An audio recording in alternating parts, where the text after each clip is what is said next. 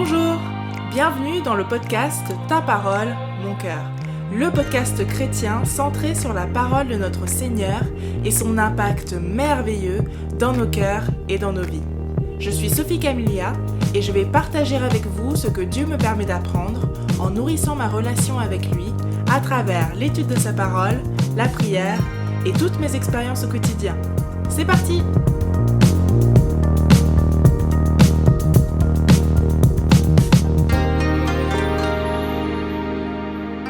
Bonjour à tous, bienvenue dans ce nouvel épisode de Ta parole, mon cœur. Merci pour votre fidélité.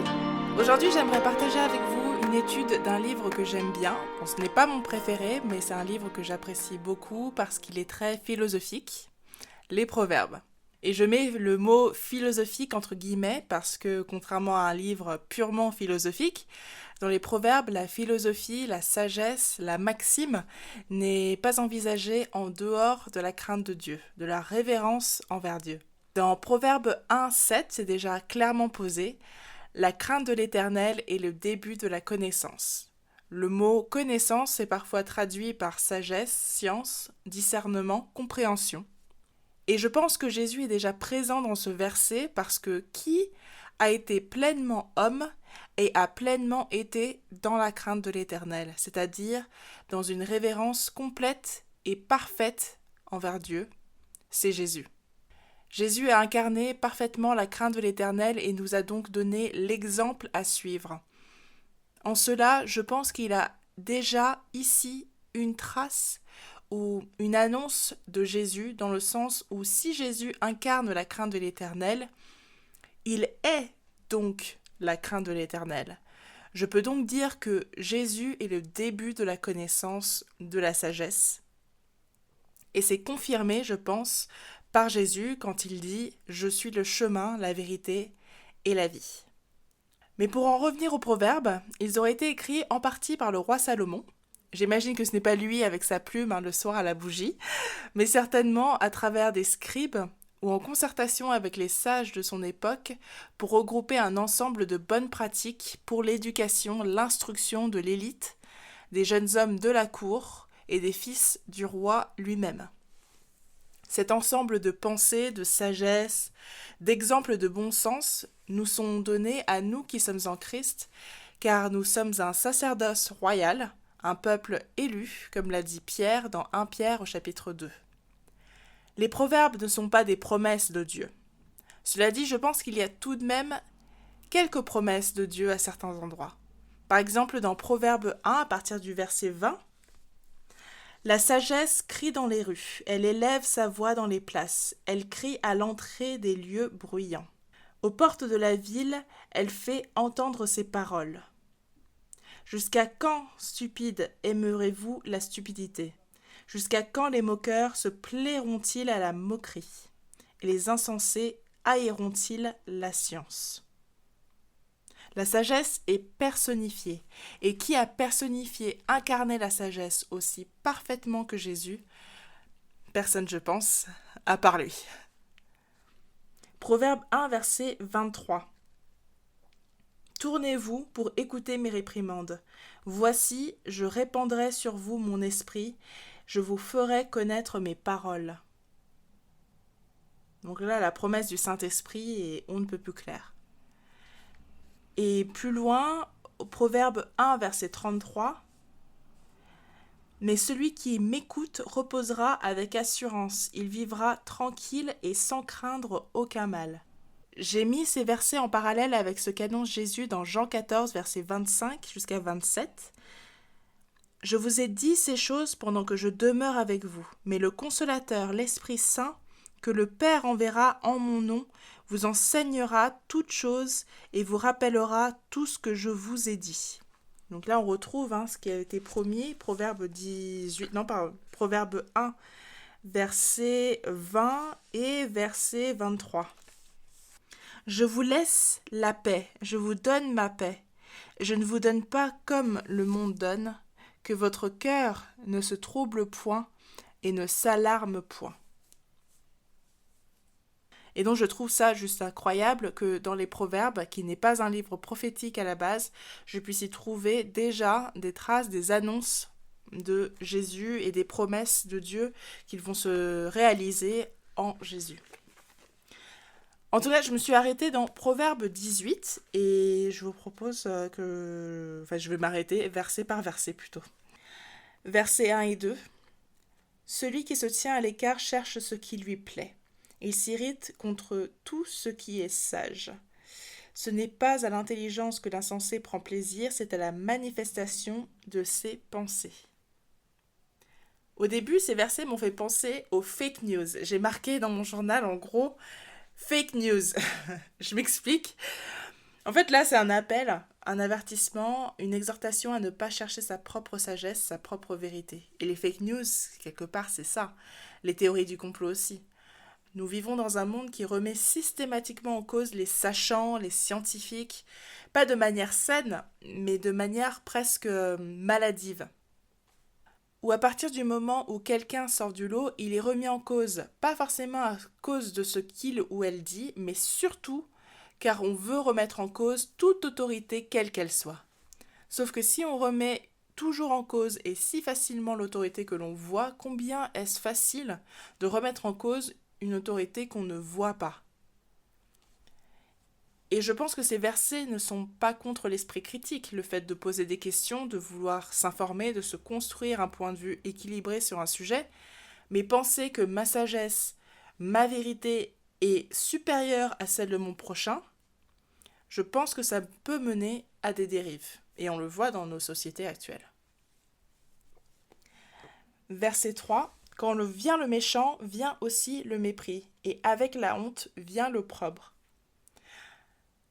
J'ai trouvé intéressant que c'est le méchant qui vient d'abord et ensuite le mépris.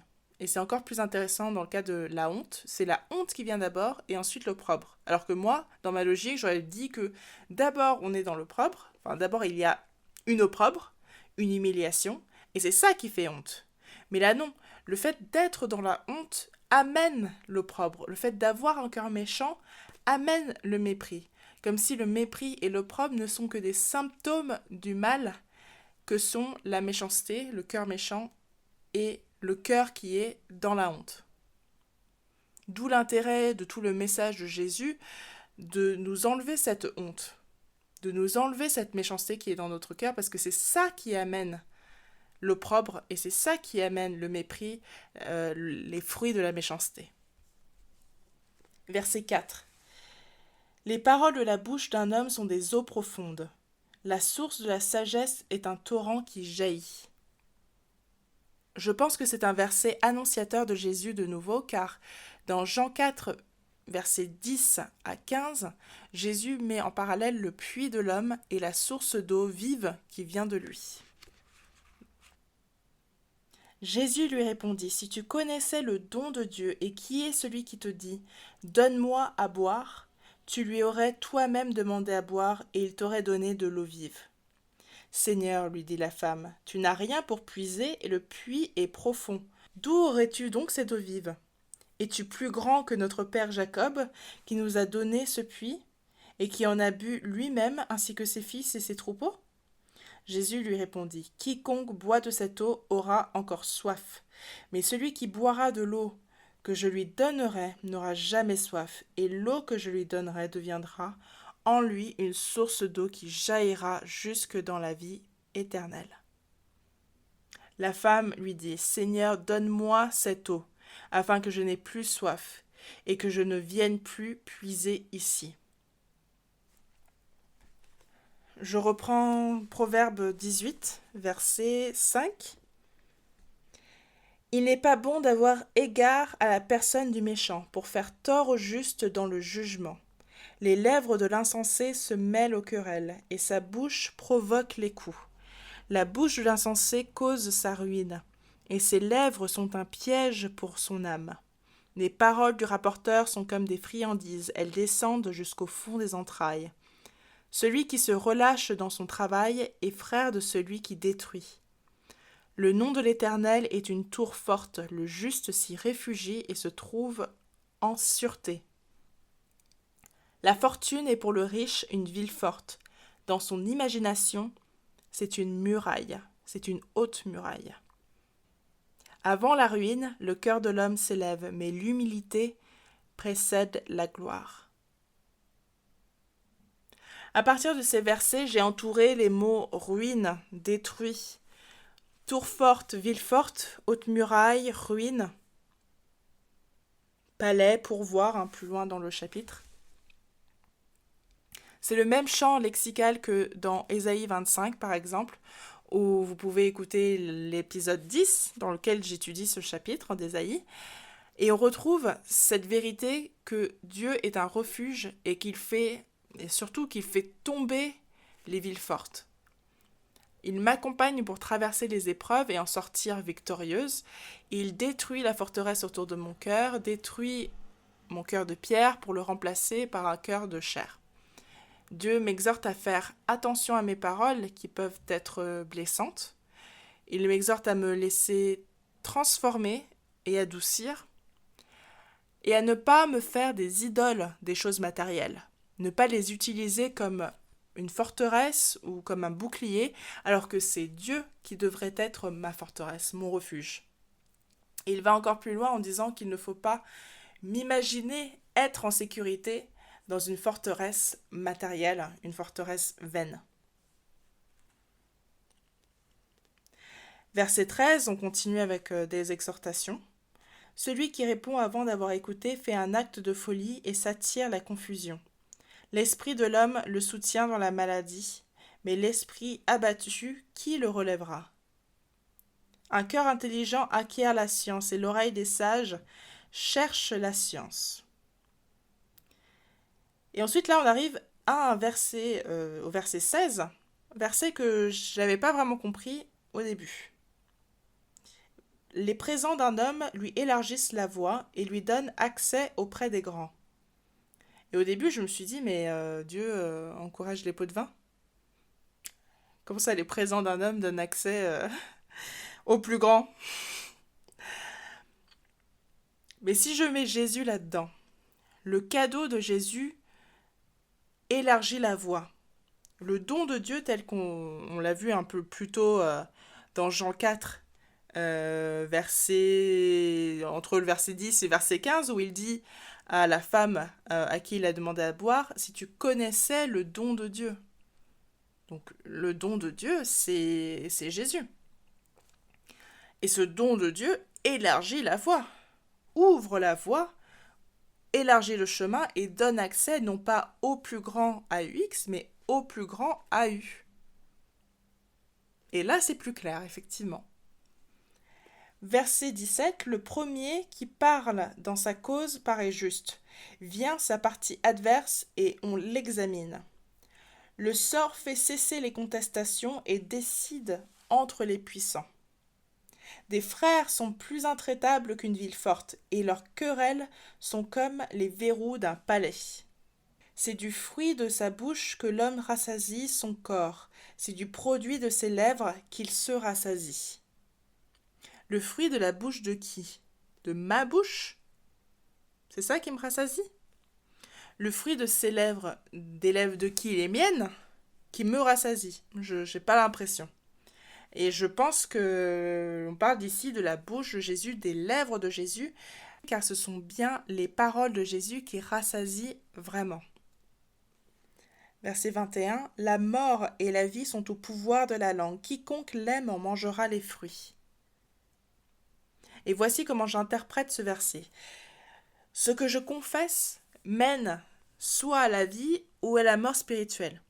Si je crois en mes propres moyens, si j'aime mes propres moyens, ma propre langue, cela mène à la mort spirituelle. En revanche, si je confesse que Jésus est mon Seigneur et Sauveur, j'accède à la vie.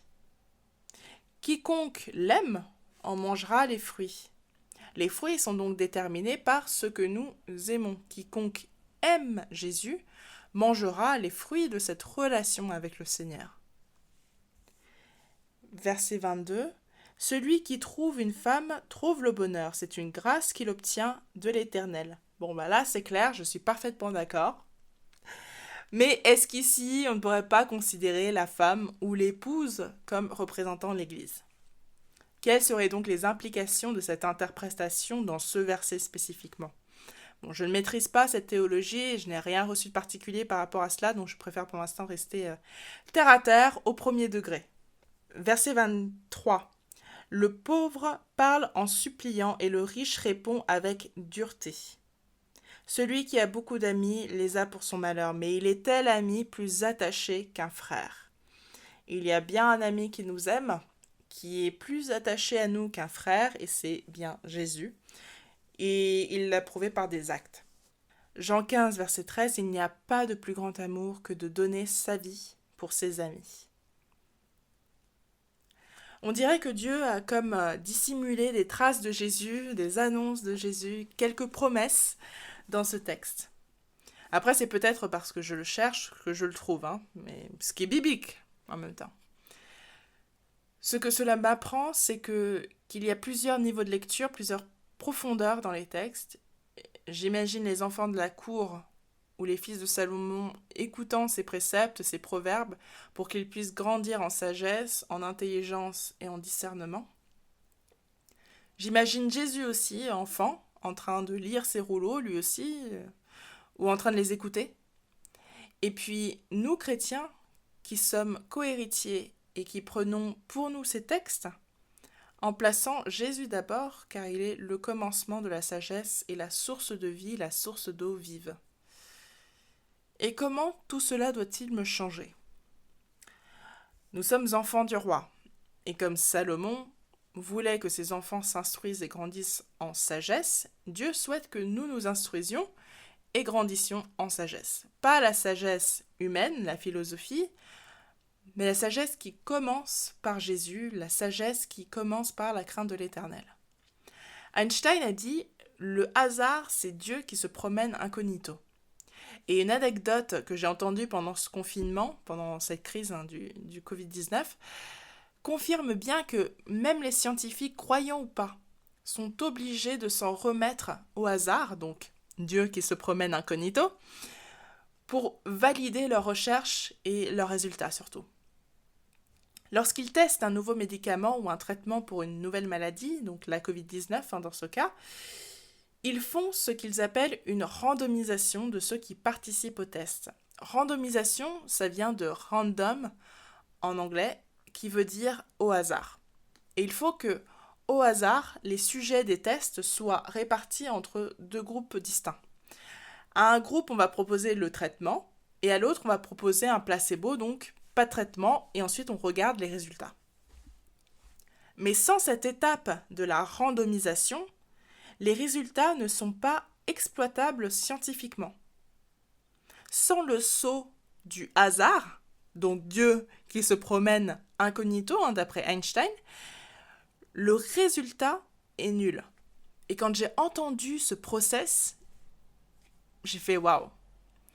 Dieu est tellement présent autour de nous, tellement présent dans sa création, dans le monde naturel et physique qui nous entoure, je veux dire dans les arbres. Ce monde, il l'a créé, on ne peut pas faire autrement. Et même malgré nous, on ne peut pas faire autrement que de l'inclure dans le process.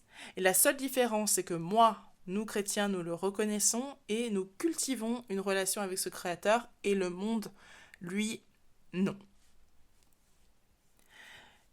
Jésus est le commencement de la sagesse, la crainte de l'Éternel est le commencement de la science. Jésus est la source d'eau vive, et ça, c'est la première grande vérité que je retiens de cette étude. La seconde que je retiens, et ce n'est que la continuation de cette première vérité, Jésus est au centre de tout, au centre des Écritures.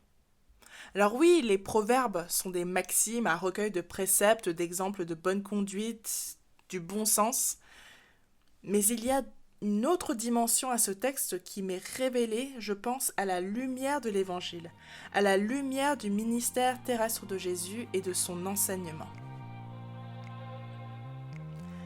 Merci Seigneur, car tu es le roi des rois, et comme Salomon, tu souhaites que nous, tes enfants, grâce à Jésus, puissions être fortifiés, changés par ta parole, par ton Esprit Saint, pour que nous puissions accomplir la mission que tu nous confieras.